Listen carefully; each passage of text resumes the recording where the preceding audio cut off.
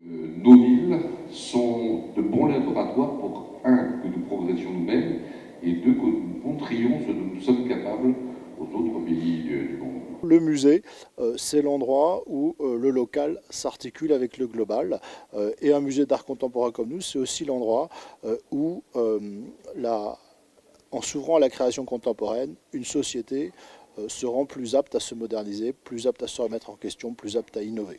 On aime bien utiliser de temps en temps l'expression de smart city ou de ville numérique, ville intelligente. Mais une ville, c'est pas intelligent, ce sont les citoyens qui le sont. La ville connectée, c'est un enjeu majeur à l'échelle du monde et ça l'est aussi à l'échelle de la France.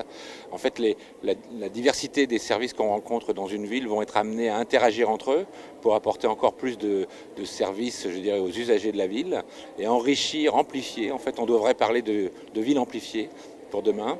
Et ces enjeux sont importants parce qu'ils sont portés par donner plus d'intelligence au quotidien, optimiser les ressources, amplifier globalement tous les services que les usagers de la ville attendent. Aujourd'hui, un véhicule tourne en moyenne dans une ville 20 minutes avant de trouver une place de stationnement. Ça veut dire que vous avez près de 20% des véhicules qui circulent en ville qui encombrent la circulation simplement pour chercher une place.